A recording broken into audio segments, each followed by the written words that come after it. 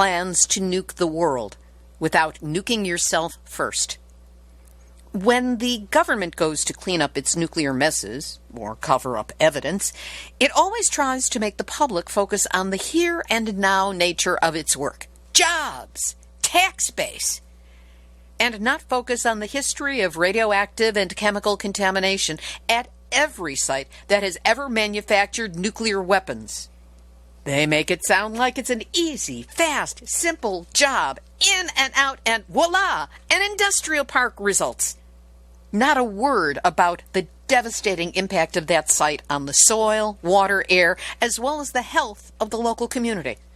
So when you learn of yet another World War II-era nuclear manufacturing complex that's being demolished, and you hear a genuine expert say, I think when we ask ourselves as a people, how much of an investment are we being asked to give to this industry, we need to think about its legacy, because some of these properties, they just have to be monitored on into the future forever. Well, when you hear something like that from someone who has spent more than a year of her life researching a single previously unconsidered nuclear site, you realize that no matter where you live, you are in the radioactive seat that we all share. Nuclear hot seat. What are those people thinking? Nuclear hot seat. What have those boys been drinking? Nuclear hot seat. The corium is sinking. Our time to act is shrinking, but our activists are linking. Nuclear hot seat. It's the bomb. Welcome to Nuclear Hot Seat, the weekly international news magazine keeping you up to date on all things nuclear from a different perspective. My name is Libby Halevi. I am the producer and host, as well as a survivor of the nuclear accident at 3 Mile Island from just 1 mile away. So I know what can happen when those nuclear so-called experts get it wrong. This week, we talk with journalist Claire Schaeffer-Duffy, who wrote a series of 3 articles for the National Catholic Reporter on the Kansas City plant, the facility that built 85% of all non-nuclear parts for our nuclear bombs. But when is a non-nuclear site not a non-nuclear site? That's what Claire's articles were about, because even as the facility was known as non-nuclear, radioactive materials were used on site for decades, creating a poisonous legacy that is still being played out. We will also have nuclear news from around the world, numbnuts of the week for outstanding nuclear boneheadedness, and more honest nuclear information than ever got out to the public after the atom bombs were dropped on Hiroshima and Nagasaki. And we'll tell you why all that is coming up in just a few moments. Today is Tuesday, August 6, 2019, and here is the week's nuclear news from a different perspective. First, the acknowledgement that today marks the 74th anniversary of the United States dropping the atomic bomb on Hiroshima. The detonation resulted in the incineration and death of approximately 140,000 human beings. That's an estimate from 1946. A subsequent study in 1998 put the figure at well over 200,000. By including deaths from post-explosion radiation exposure and the illnesses that resulted. We will never know the exact number of deaths caused, but what we do know is that the United States had developed 2 different kinds of atom bombs and wanted to test both technologies against each other, which is why a second atom bomb, we'd call it a nuclear bomb today, the name change and intentional rebranding. A second atomic bomb was dropped on Nagasaki on August 9, killing an estimated additional 75,000 human beings. The atrocity of these weapons of mass destruction has been covered over, softened, their severity distanced if not hidden from subsequent generations. The 2 bombs remain the 2 greatest uses of weapons of mass destruction in human history. And now the United States is moving forward to build more so-called usable nuclear weapons. During today's final thought, I will have more on how we, the people, have been manipulated in our nuclear understanding since even before these bombs were dropped on Japan. Moving on to the news. An update on Piketon, Ohio, where in May, local officials abruptly closed a 500-student middle school, Zons Corner, with plans to keep it closed when school starts up again in fall after learning that the U.S. Department of Energy had found the highly dangerous radioactive substance Neptunium-237 near the school, and after new independent testing discovered enriched uranium inside the building. The radioactive elements are believed to be sourced from the Portsmouth Gaseous Diffusion Plant, only 4 miles away, which is in the process of being demolished. Now, the battle is over who did their radiological testing the right way, with the Department of Energy and Ohio Department of Health saying, nothing to worry about, no problems here, and Northern Arizona University scientist Michael Ketterer, an independent researcher, questioning the methodology of the federal tests. Meanwhile, a class action lawsuit has been filed on behalf of residents within a 7-mile radius of the Portsmouth plant, naming United States Enrichment Corporation, which oversaw uranium enrichment at the site after 1993, as well as a number of other contractors who have processed recycled radioactive materials there. To be continued. Also in Ohio, the State House of Representatives passed House Bill 6 on Tuesday, July 23rd, to bail out the Davis-Besse Nuclear Power Station, open beyond its scheduled closure in 2020. The new law would create a new 85-cent charge on monthly electric bills for residential ratepayers, generating up to $150 million a year for First Energy Solutions' 2 aging, decaying nuclear plants, Davis-Besse and Perry. Ohioans Against Corporate Bailouts has filed its first round of signatures in the Ohio Attorney General's office to hold a referendum on the law that bails out nukes while scrapping green energy policy. In Colorado, more than 60 boxes of documents from the Rocky Flats grand jury probe have gone missing. Oops! The documents being sought were subpoenaed by a grand jury that met from 1989 to 1992 to look into environmental crimes committed at Rocky Flats, a former nuclear weapons plant that environmental groups contend left behind widespread contamination. That's not simply putting it in the wrong place. You'd need a semi to get that many boxes of documents out. That's nuclear, all right. When in doubt, destroy the evidence. And now... Nuclear hot seat, nuclear hot seat, nuclear hot seat, nuts of the week. Shame on National Geographic.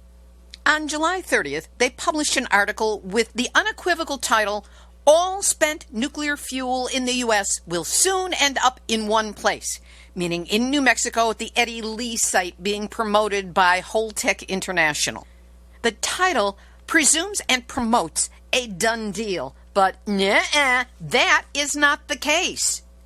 The site is publicly opposed by New Mexico Governor Michelle Lujan Grisham, Congresswoman Deb Haaland, and State Land Commissioner Stephanie Garcia Richard. There are the unmitigated dangers of having such a site in proximity with fracking and oil pipelines, to say nothing of the dangers of hauling that stuff from nuclear reactors around the country to New Mexico, something that is opposed by a group that says it plainly, haul no. How dare National Geographic come up with a done deal headline like that, which of course is then available to be Googled and searched and blah-de-blah. National Geographic, you are definitely this week's Nuclear Hot Seat, nuts of the week.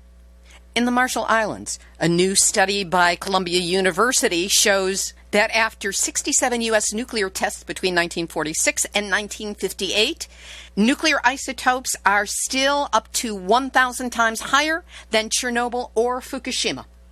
In Japan, word that 17 years is estimated to be needed to send treated Fukushima water into the Pacific Ocean. A good article in The Nation. Is Fukushima safe for the Olympics? Short answer, no. We'll link to it on the website.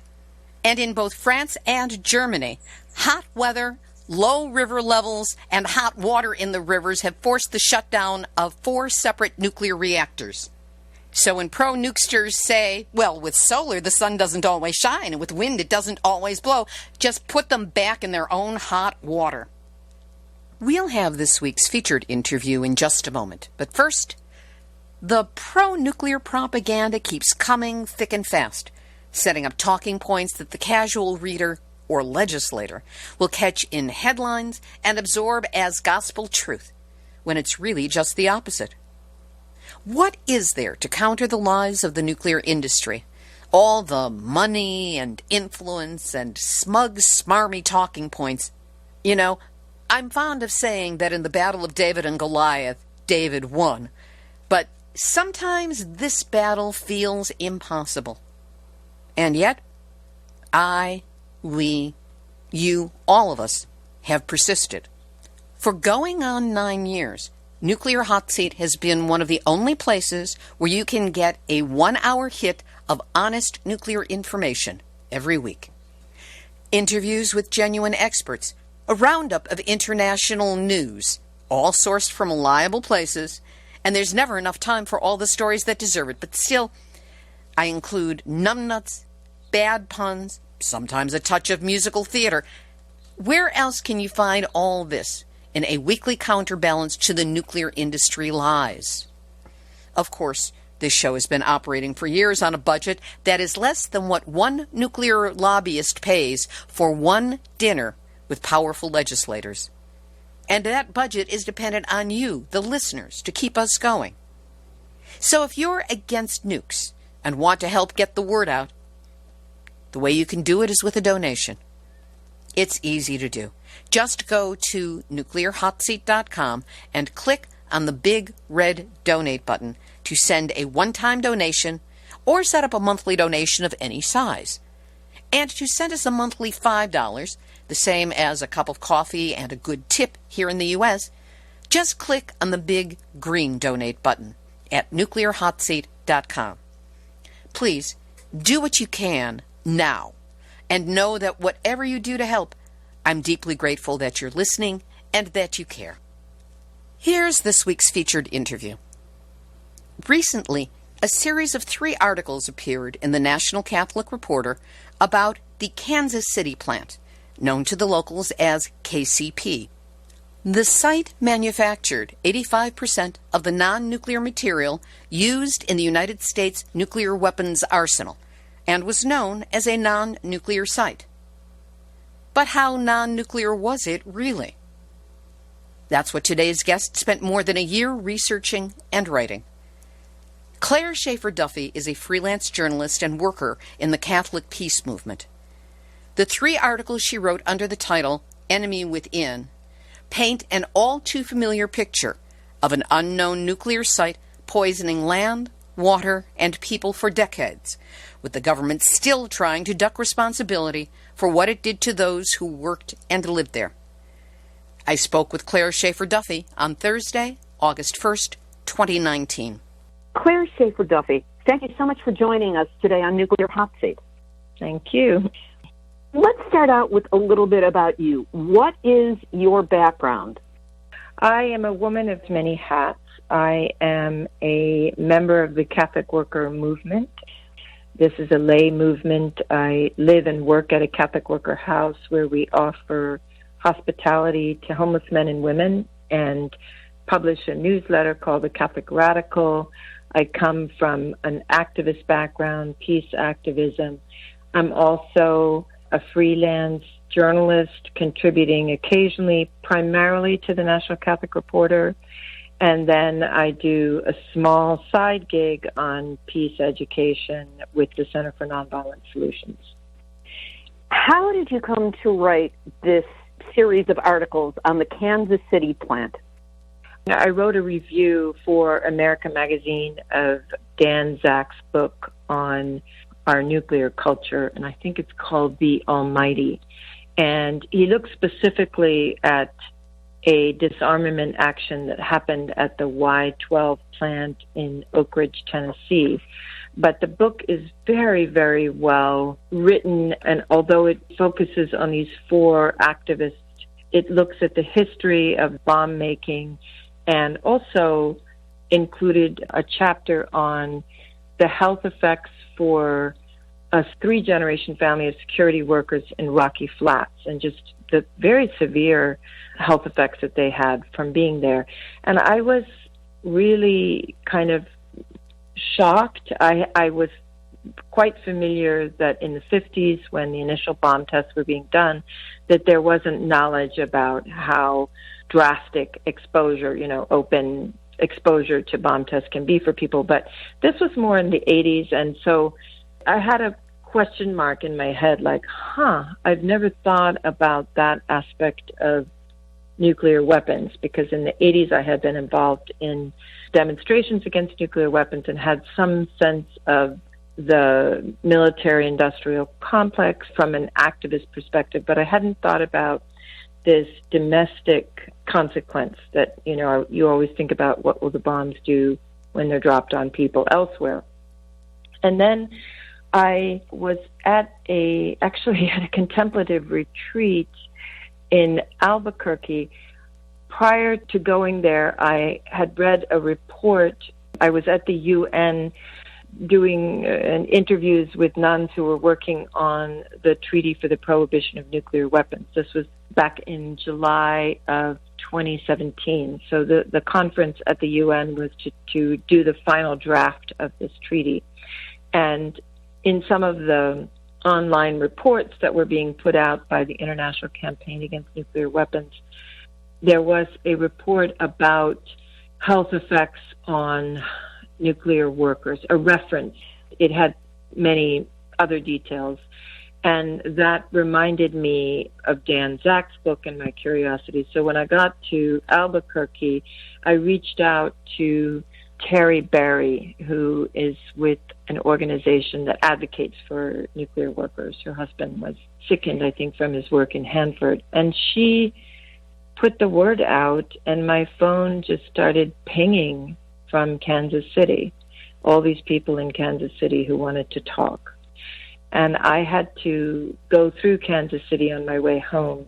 So I stopped on my way back East Coast, because I live in Massachusetts, and interviewed several people, a number of people while I was in Kansas City, former workers. And I should say that the newspaper that published the article, the National Catholic Reporter, had done some reporting on local protest around the old Kansas City plant closing and the city facilitating relocating elsewhere in Kansas City. So the newspaper had reported from that lens before. Let's take a look at the Kansas City plant on Bannister Road in Kansas City. What was it, and what is its current status? Well, it's been shuttered now for 5 years. So the plant dates back, like a lot of our Cold War nuclear weapons facilities, to World War II. It was constructed very rapidly for the manufacturing of, I believe, fighter jet engines. So it was built in 1942. And after the war concluded, and this happened in many parts of the country, I think your listeners will probably be aware that the military-industrial complex really got started with that war, with World War II. And very, very, very rapid bomb manufacturing, weapon manufacturing facilities that were constructed. So this was one of them. And it employed a lot of people during the war. And then the war ended. And when the plant was constructed during World War II in 1942, they made this enormous manufacturing space, over 2.7 million square feet. So really huge sort of single building facility to work on these jet engines. And after the war concluded, there was a partial rental for engine construction. And then what was then the Atomic Energy Commission became interested in the property in 1949 when they were developing the nuclear arms industry and looking for locales to do that. the Department of Energy owned the property, but then they contract out to different companies. All right, we need you to build this. So Bendix was the first. Then they morphed into becoming, I believe, Alliant, and then that became Honeywell, and Honeywell became the manager in the late 1990s. It was co-leased by the Government Service Administration, and it makes it very confusing to track the story. The Kansas City plant manufactured electrical components for nuclear bombs, and for 60 years it produced 85% of the non-nuclear components for the country's nuclear arsenal. It was publicly known as a non-nuclear work site, but was that simply the truth when it first started operations, or was there a cover-up from the beginning? Because we now know that there were radioactive materials used on site. Well, this is a complex question, and it's a question that I was trying to explore and found very challenging, because basically you're looking at a 60-year history. I think it is accurate, or at least the research that I was able to do. It is accurate that it was primarily a non-nuclear site. That does not mean that radioactive material was not on the property. The public hears the term non-nuclear electrical components and you assume, a relatively safe environment, although there were industrial waste there. But there was radioactive material used on the property, and this is what has been publicly disclosed. Dating back in the 50s, the plant was machining natural uranium slugs. Now, that's a lower level of radioactive uranium, but they were doing that. Then they worked with depleted uranium for at least 15 years, late 50s to the 70s. They also had magnesium thorium, which is a radioactive material used. And what made it challenging to determine the plant's manufacturing history is that there are some assignments that remained classified, and workers were obligated not to divulge, what they did, because this is a weapons plant. So this complicates full knowledge of the plant's manufacturing history. Also, the multiple contractors complicates that. I did speak with one analyst who referenced, in the 60s, there was a very high volume of nuclear weapons productions and going on up until the 70s. So there could have been some assignments passed on to this non-nuclear plant.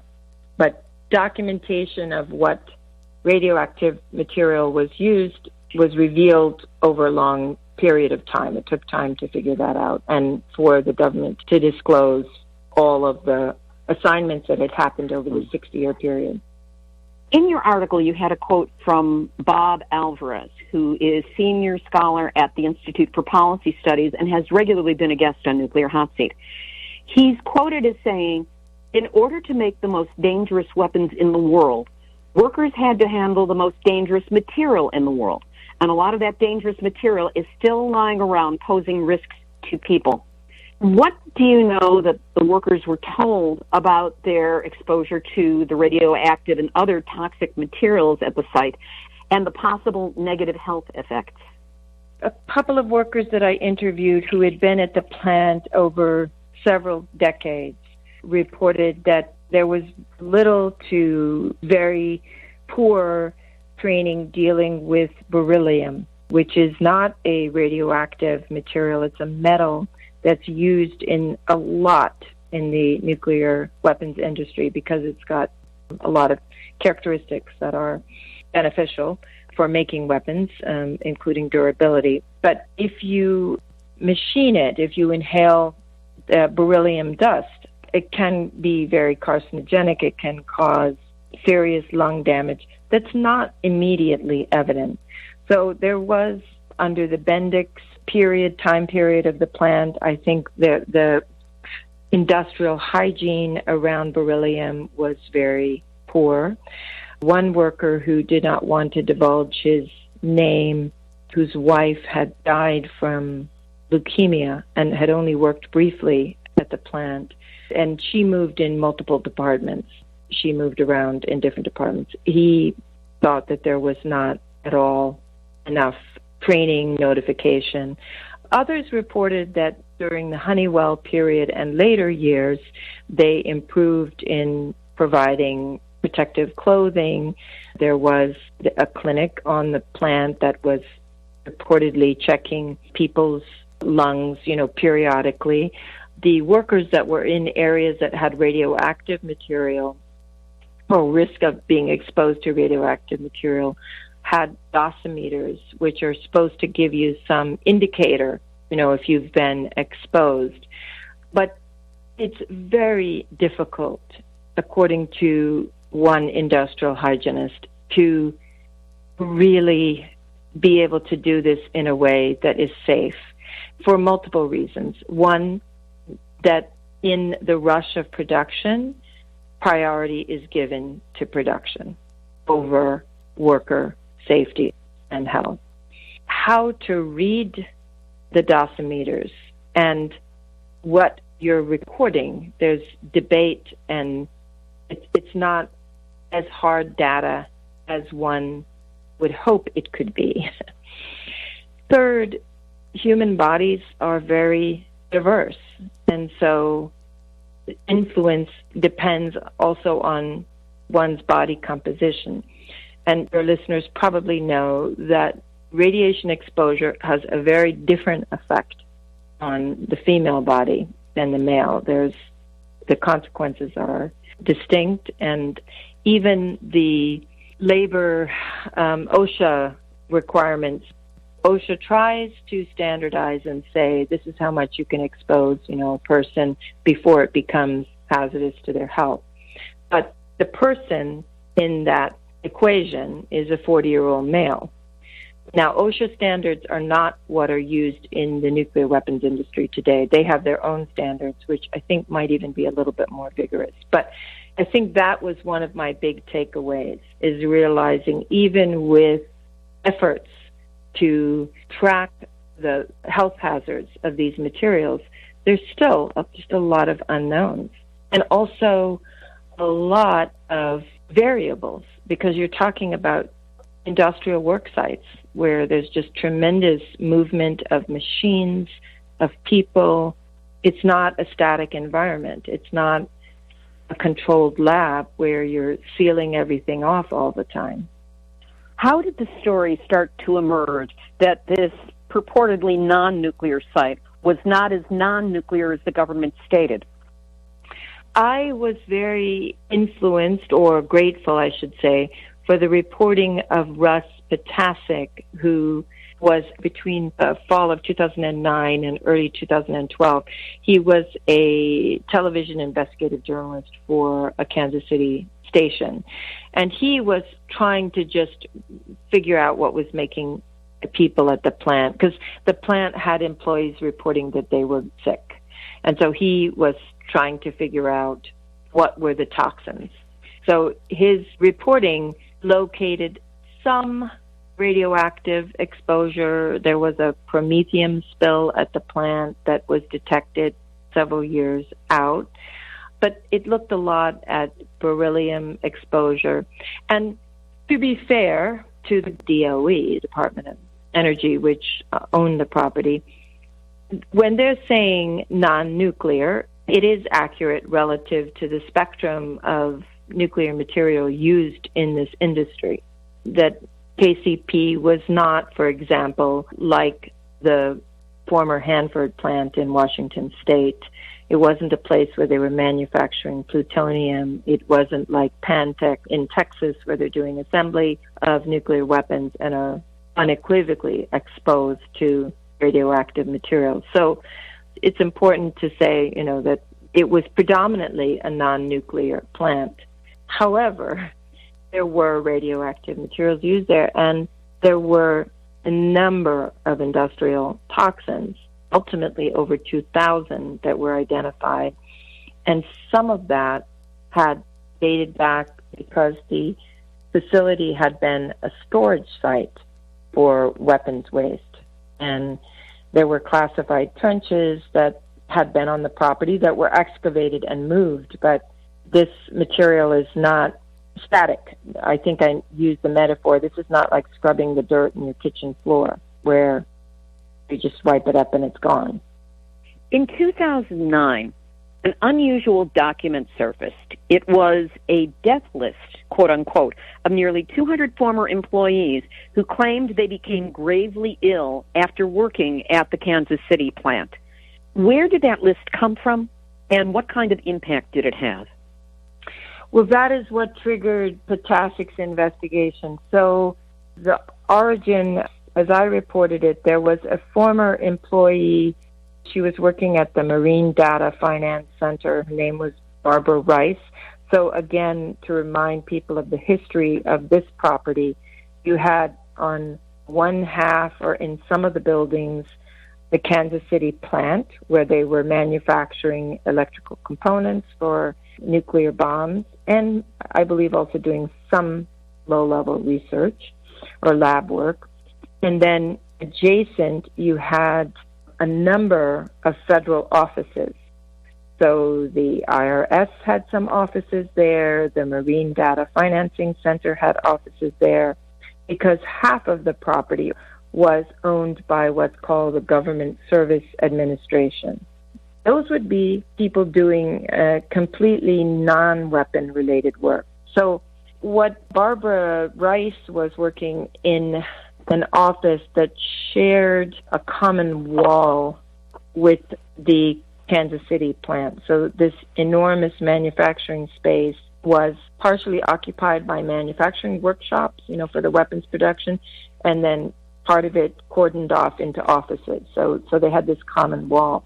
But she had retired and was just like many of us, trying to locate some of her old friends from her days working out what people used to call the Bendeck plant, and noticed that a number of them had died in their 60s.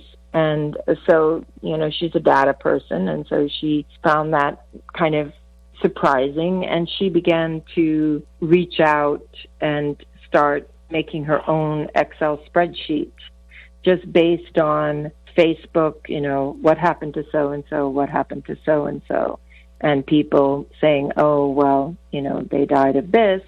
So I think she had, I don't know what the initial number, but she did show the Government Service Administration because she thought it showed high rates of grave illness or early death among employees, most of them working not in the Kansas City plant, but in the Government Service Administration offices. And the list, as she reported to me, was higher-ups that she showed initially ignored it, and then her son showed it to this investigative journalist, and he became very curious. And the television station created their own database and asked people who worked at either the Government Service Administration offices or Kansas City plant former employees, if you know people who have died, if you're suffering from illnesses, you can self-report. So it should be clearly stated that this was self-reporting, people saying, oh, I had cancer, or so-and-so had sarcoidosis, which is what you'd get from beryllium exposure. So that list over the course of the year went up to 500, nearly 500 people, 464, the version that I saw. And there were a lot of cancers of not just lung, but brain and different organs, and also a lot of respiratory illnesses. Do we have any idea how many Americans died producing nuclear weapons? Don't. At least I should say I don't have a hard figure. There was a very influential and strongly researched series by McClatchy called Irradiated that came out in 2015. They spent a year working on that, and the figure that they came up with was over 34,000. And the Columbia Journalism Review questioned that total, said it's 34,000 that the government, the U.S. government, acknowledges that 15,000 of that 34,000 died from worksite exposure. The others, they could have died from old age, other complicating factors. And this is something that, also to be fair, the effect of carcinogenic material or even industrial toxins, it's not like getting shot by a bullet, right? You don't just breathe it one day and then drop dead.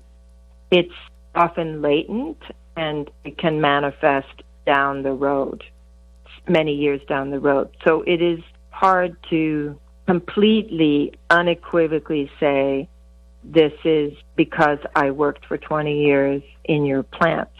However, if you look at the number of the ailments described on even the database that was produced by the television station in Kansas City, it's a high number of people dying, what I would describe as possibly early premature deaths from very significant ailments that do seem related to industrial exposure. So I think we need a lot more research, and I was surprised, really surprised, that there wasn't more research done on exposure. There's unequivocal agreement that exposure to radioactive material is carcinogenic and causes cancer. The nuclear weapons industry knew that back in the 50s, and they had scientists saying, this is highly hazardous work. And some felt ethically compelled to say you should let workers know this is highly hazardous. But that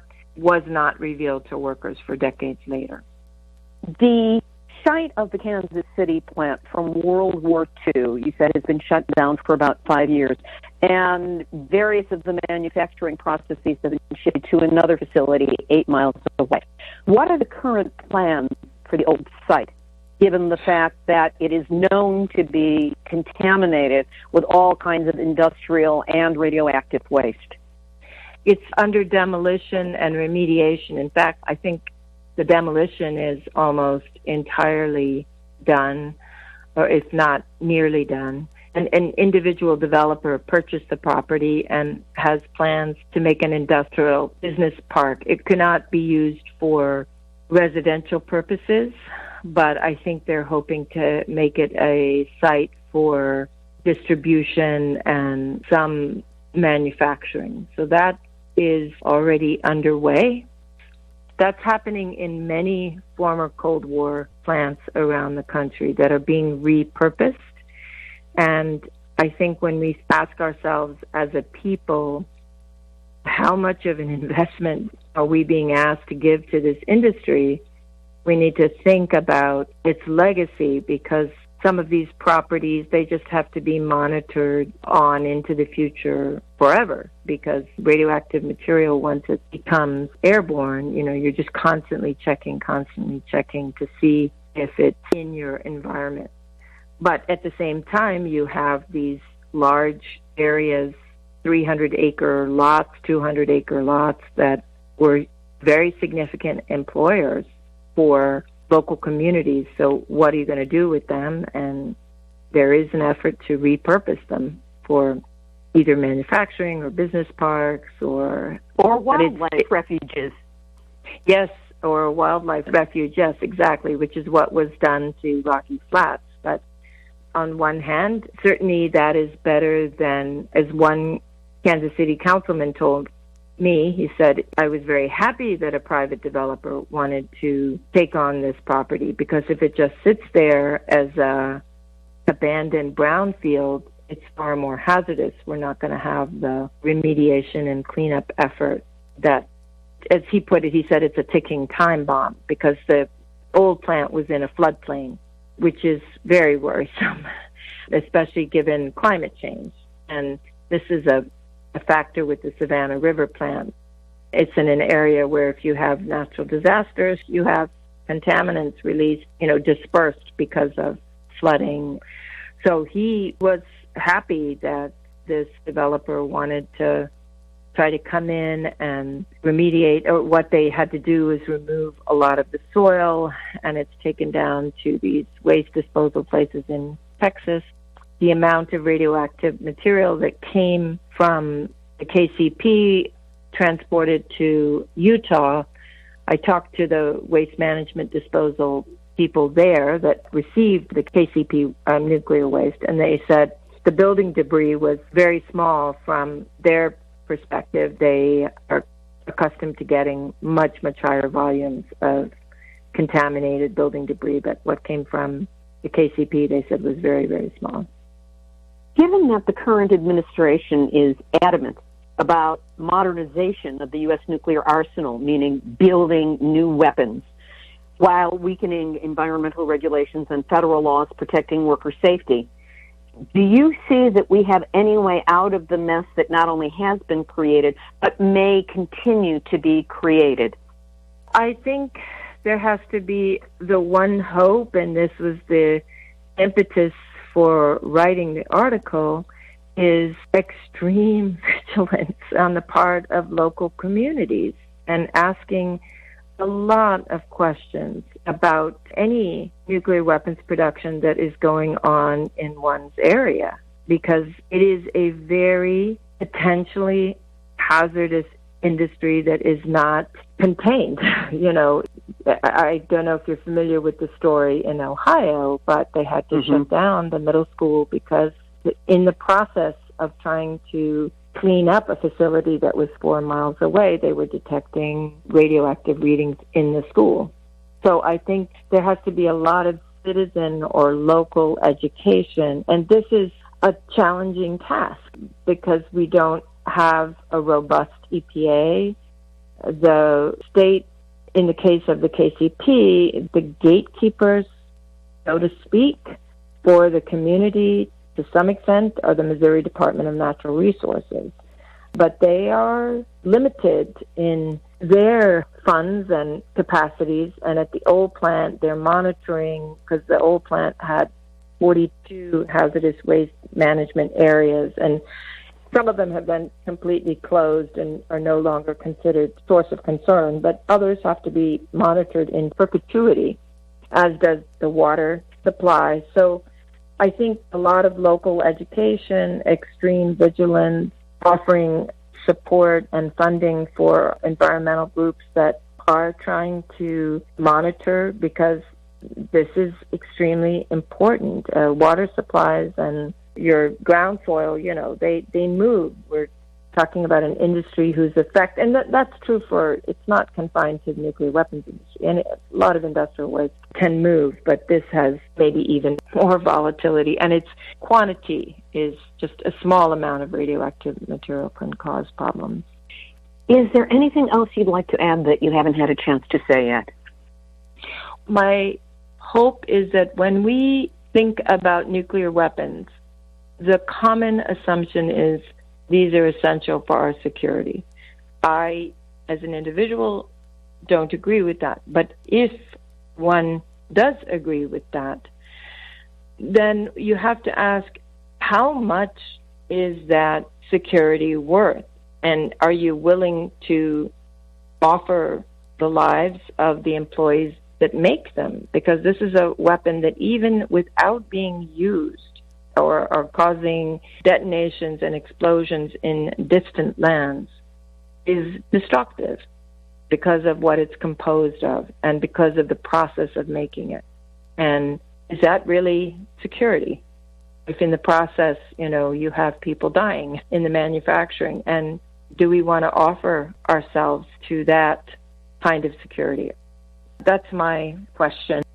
My hope is that we will see that it's not worth it. It's not worth it. And we have to find other methods of security, because we're deceiving ourselves to say that we're protecting our lives at the expense of some people getting early dementia, you know, brain cancer, their reproductive health compromised, their children potentially compromised, our water supplies compromised. This is not security. This is living in a contaminated world that is very worrisome. That was journalist Claire Schaeffer-Duffy. We will, of course, link to her 3 Enemy Within articles on our website, nuclearhotseat.com, under this episode, number 424. Some of the individuals and stories that Claire referred to have been covered on Nuclear Hot Seat in depth. Mary Olson's work on gender and radiation, which was used at the United Nations to help gain passage of the Treaty for the Prohibition of Nuclear Weapons. Then 82-year-old Sister Megan Rice's break-in with 2 other Plowshares Peace activists to the Y-12 site in Kentucky, the Fort Knox of nuclear sites. We spoke with Megan in an extended interview only 2 weeks after her release from prison. And Terry Berry, founder of the Alliance of Nuclear Workers Advocacy Groups, who has been advocating for nuclear workers for years. We will have links up also to the episodes featuring interviews with each of them. Again, you will find it at nuclearhotseat.com under this episode, number 424. Activist shout out! Physicians for Social Responsibility is hosting the Visionary Leaders Awards reception and symposium on Thursday, November 7, 2019, in Washington, D.C. Now in its 4th year, the Visionary Leaders Awards recognizes individuals and or organizations for their exemplary efforts in advancing nuclear weapons abolition and or addressing environmental risks to human health. Honorees this year include Mary Leah Kelly, co-founder and executive director of Tri-Valley Cares, which stands for Communities Against a Radioactive Environment. That's the group that stages the protest in front of the Lawrence Livermore Labs here in California, and also has been very active in the fight to shut down the Diablo Canyon nuclear reactors. Other honorees include Kelly Campbell and Regna Merritt, chapter leaders of Oregon Physicians for Social Responsibility, and the Sunrise Movement, a youth-led nonprofit pushing immediate political action on climate change.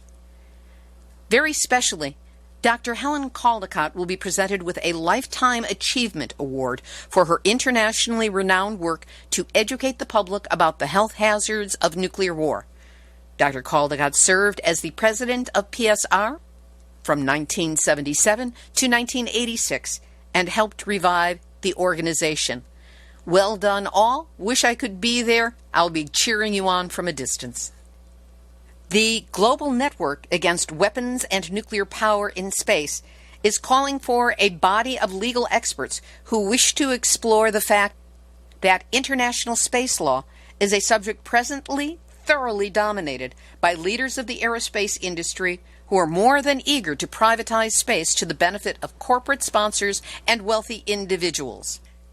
Global Network, which is more easily remembered online as spaceforpeace.blogspot.com, with that 4 being a number, is co-sponsoring a conference at Visakhapatnam, India, on October 12 and 13, 2019, at the Damodaram Sanjivaya National Law University, and a commemoration of the atomic bombings of Hiroshima and Nagasaki will take place in Los Angeles on Thursday, August 8, from 6:30 to 7:30 at Toriumi Plaza in Little Tokyo, the northwest corner of East 1st Street and San Pedro Street.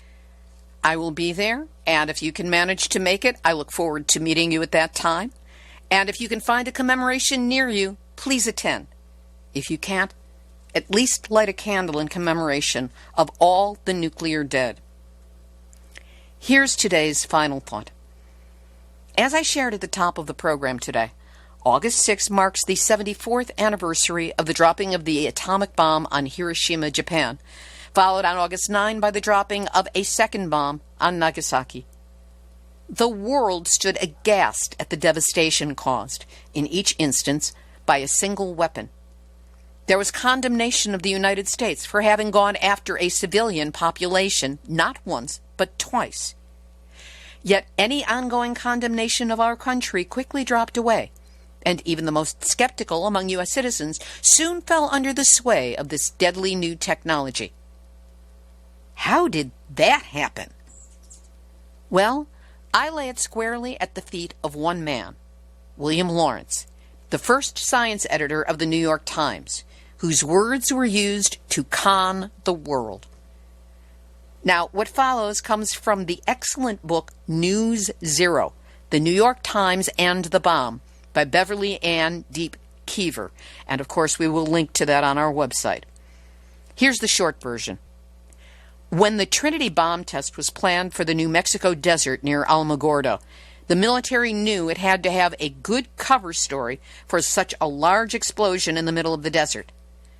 Lieutenant General Leslie Richard Groves, Jr., who directed the Manhattan Project, brought in Lawrence to write not one but 4 press releases that could cover any eventuality following the test and disguise both the detonation and any resulting radiation.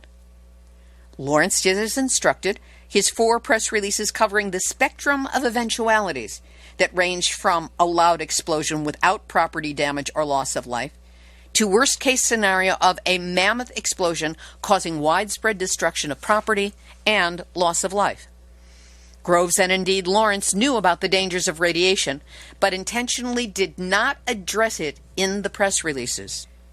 The Army knew they had a good thing and kept Lawrence on nuclear detail after this first set of press releases. He was supposed to fly in a follow-up plane to Hiroshima, but a last-minute mechanical problem scratched his flight. He did, however, fly follow-up to Nagasaki and watch the detonation that killed 75,000 people in a single flash. Then, under instructions from the Army, though still listed as a reporter for the New York Times, Lawrence wrote a 10-part series on the birth of the A-bomb and the wonders of its technology.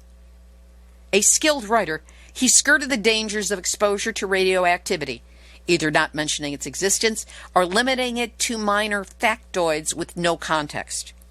Now remember, at this time, no one knew anything about atomic anything, let alone radiation's deadly legacy. The baseline of our national and even international understanding was created by Lawrence for the Army and published by the New York Times. And then the Times, under the directive of the Army, magnanimously offered the 10-part series to any paper that wanted it for free. It also published the articles together in a pamphlet for use in schools. So under the guise of reporting just the facts, ma'am, Atomic Bill's soft peddling and avoidance of any honest information about the radiation dangers of nuclear became the baseline understanding of atomic everything for the world. And that's why within 1 year, public resistance to atomic atmospheric testing vanished, and we started exploding A-bombs all over the place, with 100 atmospheric tests in Nevada alone, and most horrifically, 67 detonations in the Marshall Islands, where we committed radioactive racism on a peaceful native people, something for which this country still refuses to take full responsibility today. Public relations is defined by its creator, Edward Bernays, as the manipulation of consent. Propaganda takes it a step further, manipulating consent by the intentional twisting of information in order to better its own cause, often with little regard for accuracy. William Lawrence, purportedly a journalist, became a nuclear propagandist, the first, and provided the basis for all the public's subsequent misunderstandings about nuclear dangers. Only one reporter, Wilfred Burchett, ever got the story around the U.S. censors and got it right, publishing in the London Daily Express about radiation dangers and deaths in Hiroshima. His story was headlined, "The Atomic Plague," and it was swiftly buried. It's Lawrence and his perspective that prevailed. Lawrence is a major part of why we do not fear the emissions from nuclear power reactors, why liars tell us with a straight face that fear of radiation is worse for our health than exposure to it, why some in power today insist that a nuclear war is winnable, and we just need smaller, cuter nukes to use on all those pesky little Middle Eastern countries that, by the way, just happen to contain oil. To this day, our government and pro-nukers across the world lie, minimize, and dismiss concerns about radiation, and they continue to get away with it because genuine experts who speak the truth about the dangers are marginalized, contradicted, trolled, underfunded, or simply ignored because, according to the pro-nukers, hey, they know the truth about nuclear. Don't go messing it up with any facts. On this anniversary of the two worst uses of weapons of mass destruction in the history of the planet, let us pause to commemorate those who died, and then dedicate ourselves once again to sharing the nuclear truths, no matter how hard, how discounted, contradicted, dismissed, repressed, or censored by nuclear propagandists protecting their money and their power. We must continue to make our voices heard, because those who perished at Hiroshima and Nagasaki deserve nothing less. This has been Nuclear Hot Seat for Tuesday, August 6, 2019. Material for this week's show has been researched and compiled from nuclear-news.net, deunrenard.wordpress.com, miningawareness.wordpress.com, Beyond Nuclear International, the International Campaign for the Abolition of Nuclear Weapons, or ICAN, National Geographic, StuartSmith.com, Dispatch.com, Fox2News.com, radio.wosu.org, thenews-messenger.com, Denver Post, Yahoo.com, tri-cityherald.com, greenvilleonline.com, eastidahonews.com, idahonews.com, japantimes.co.jp, reuters.com, newscientist.com, avalnews.com, news.com.au, mariannewildart.wordpress.com, the slow motion murderers at the Nuclear Regulatory Commission, and the brain-dead cubicle drones who write press releases for World Nuclear News. Thanks to all of you for listening, with a big shout-out to Nuclear Hot Seat listeners and followers around the world, in 123 countries on 6 continents and counting. If you haven't already done so, go to our Nuclear Hot Seat Facebook page, like it, share it, respond to a post. Let's get a dialogue going. If you would like to get Nuclear Hot Seat delivered via email every week and never miss an episode, it's easy. Just go to nuclearhotseat.com, scroll down to the yellow opt-in box, and sign up for a weekly email link to the latest show. If you've got a story lead, a hot tip, or a suggestion of someone to interview, send an email to info@nuclearhotseat.com. And if you appreciate weekly verifiable news updates about nuclear issues around the world, take a moment to send a donation of any size to nuclearhotseat.com. We will really appreciate your support. Nuclear Hot Seat is copyright 2019. Libby, Halevi, and Heartistry Communications. All rights reserved, but fair use allowed as long as proper attribution is provided. This is Libby Halevi of Heartistry Communications, the heart of the art of communicating, reminding you that, as Hiroshima survivor Setsuko Thurlow said upon accepting the 2018 Nobel Peace Prize on behalf of the International Campaign for the Abolition of Nuclear Weapons, the nuclear arsenal represents a self-destruct button for the human race. There you go. If that's not a nuclear wake-up call, I do not know what is. So don't go back to sleep, because we are all in the nuclear hot seat.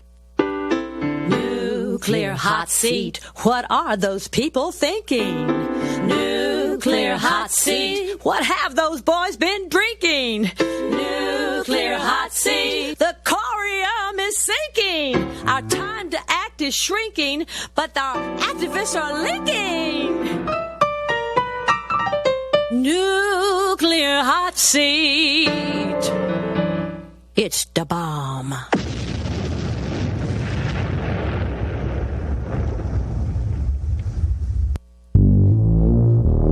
Question everything. Intelligent radio for intelligent people. UCY.tv